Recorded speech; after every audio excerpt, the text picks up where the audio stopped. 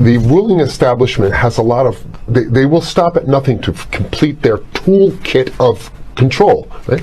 So one of the things that has been missing from the toolkit of total control has been quarantines and curfews, right? So now, welcome to the new world in America. If the ruling class ever saw wide-scale civil unrest, you'd see an Ebola outbreak in America right away. Okay, so this is, what you see is that Ebola is another tool in the toolbox of the ruling class control. Yeah, to keep down absolutely, repression. positively, 100%. This is a tool. The point is to get hundreds of thousands of people infected with it and create the next phase of control. Now, one of the things I'd like to show to back up my my claims here. Here's a document from the Rockefeller Foundation. Rockefeller Foundation, right there. You can zoom in on that, where my finger is. It's called Scenarios for the Future International Development, the Rockefeller Foundation. All right. Okay. Let's take a look at what they're saying here. This is something like a 50, 60-page document. I'd like you to go to page 18, if you can look at this up on the internet, but I'll read it off to you. It's called Lockstep. Lockstep. In 2010, they published this, Rockefeller Foundation, and here's what they're saying. They're saying that they call it a scenario. These are scenario narratives, and they speak about it in the past tense. So they put out this scenario, Lockstep. A world of tighter, top-down government control and more authoritarian leadership with limited innovation and growing citizen pushback. Okay, I'll read a little bit of it. In 2012, the pandemic that the world had been anticipating for years, nobody was anticipating a pandemic, finally hit. Unlike 2009's H1N1, this new influenza strain originating from wild geese, they use some scenario, but this is Ebola they're talking about. Even the most pandemic-prepared nations were quickly overwhelmed when the virus streaked around the world, infecting nearly 20% of the global population and killing 8 million in just 7 months, the majority of them healthy young adults. The pandemic also had a deadly effect on economies. You can see the agenda, just naked, raw, naked control agenda written down, and it's anybody's guess how this becomes effectuated in real life. So whether this is written specifically as marching orders or whether people take it upon themselves in the intelligence networks to say, okay, well, this has been produced, so this is the plan here. But these narratives have to be written in advance because the intelligence agencies don't know how to do these narratives. They need help. So these think tanks, they come up with these like Rand Corporation, Rockefeller Foundation. These are think tanks of death. They're not the think tanks. They're not there to find great ways to help people. Right?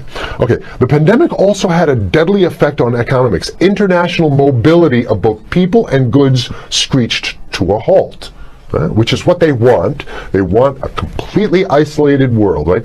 Debilitating industries like tourism and breaking global supply chains. Well, of course they want tourism stopped because they're not in the tourism business, and they want you at home in your house in front of the TV. Then they got you because once you watch the TV, they own your soul.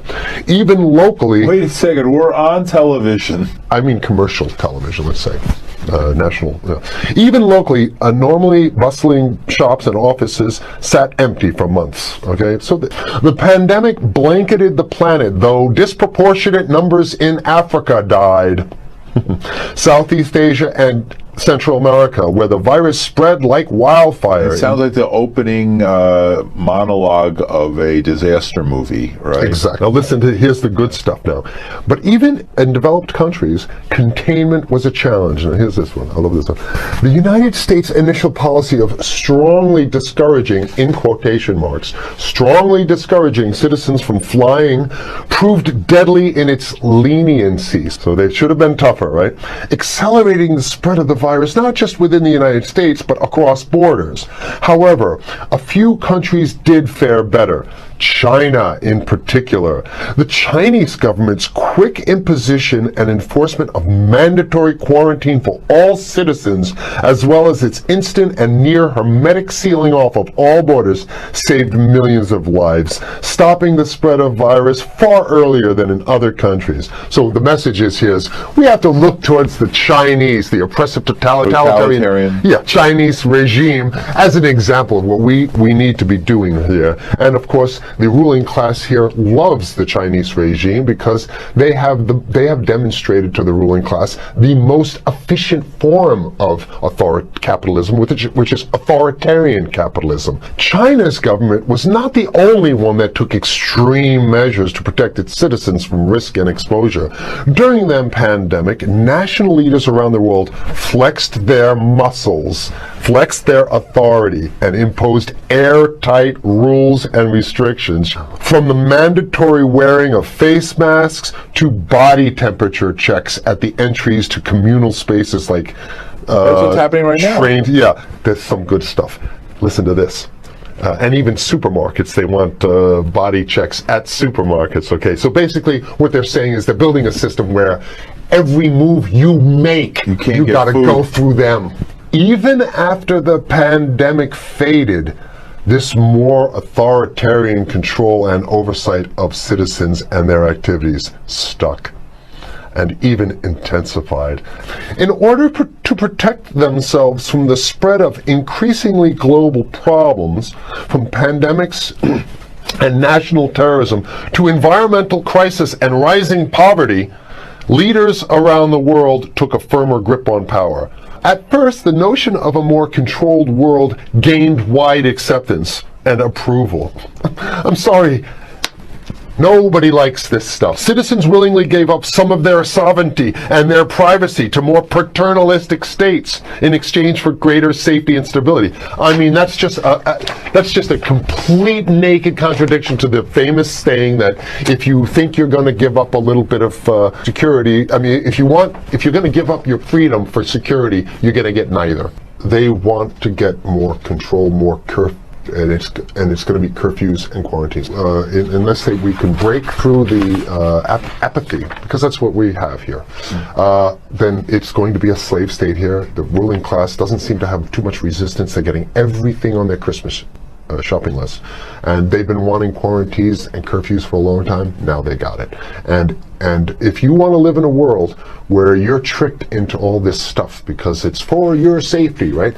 And if you want to have a probe and make sure you got to check your pockets, make sure you don't have anything incriminating on you before you go out, and when you step out of your house, you want some police there to monitor and see what you're doing. If that's the world you want to live in, be apathetic, don't do anything. You're going to get that world very soon. It's coming your way, definitely.